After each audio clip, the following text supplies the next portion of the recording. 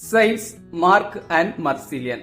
3ஆம் நூற்றாண்டுல ரோமைல வாழ்ந்து வந்த தம்பதி டிராகுனிஸ் மற்றும் மார்ஷியா. இந்த தம்பதியோட இரட்டை குழந்தைகள் தான் மார்க் அண்ட் மர்சிலியன். 2 பேரும் சின்ன வயசுலயே கிறிஸ்தவ விசுவாசத்துல வளர்ந்திருக்காங்க. அந்த காலகட்டத்துல ரோமையை ஆண்டு வந்த மன்னர் டயோக்ளோசியன் கிறிஸ்தவர்களை நிறையவே துன்புறுத்தியிருக்காரு. மார்க் மற்றும் மர்சிலியன் 2 பேரும் கிறிஸ்தவ விசுவாசிகள் என தெரிந்து கொண்ட மன்னர் 2 பேரையும் கைது செய்து சிறையில் அடைத்து சித்திரவதைகள் செஞ்சிருக்காரு. பிள்ளைகள் கைது செய்யப்பட்டதை அறிந்த பெற்றோர் சிறைக்கு வந்து பிள்ளைகளை சந்திச்சிருக்காங்க. கிறிஸ்தவ விசுவாசத்தை விட்டுவிட்டு ரோமை கடவுள்களை வணங்கினால் நீங்கள் விடுதலை செய்யப்படுவீர்கள் அப்படின்னு பிள்ளைகளுக்கு அறிவுறுத்தியிருக்காங்க பெற்றோர். ஆனா 2 சகோதரர்களும் சேர்ந்து எங்கள் உயிரே போனாலும் கிறிஸ்தவ விசுவாசத்தை விட்டு வெளியே வரமாட்டோம் அப்படின்னு உறுதியா சொல்லியிருக்காங்க. இதனால பெற்றோர் வருத்தத்தோடையே திரும்ப போயிருக்காங்க.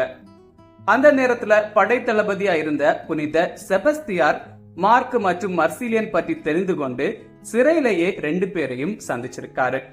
அவங்கள மேலும் கிறிஸ்தவ விசுவாசத்துல உறுதிப்படுத்தி இருக்காரு புனித செபஸ்தியார். இது நடந்து 30 நாட்களுக்கு பிறகு 2 சகோதரர்களும் மன்னர் டயோக்ளோசியன் முன்னாடி நிற்க வைக்கப்பட்டிருக்காங்க. அந்த நேரத்துல டயோக்ளோசியன் நீங்கள் கிறிஸ்தவ விசுவாசத்தை விட்டுவிட்டு ரோமை கடவுள்களை வணங்கினால் நீங்கள் விடுதலை செய்யப்படுவீர்கள் அப்படின்னு அறிவுறுத்தியிருக்காரு. ஆனா 2 பேரும் கிறிஸ்தவ விசுவாசத்துல உறுதியா இருந்திருக்காங்க. இதனால 2 பேரும் தலை வெட்டப்பட்டு மறைசாட்சியா கொல்லப்பட்டிருக்காங்க. ஜூன் 18 சைல்ஸ், Mark and Marcellian feast day.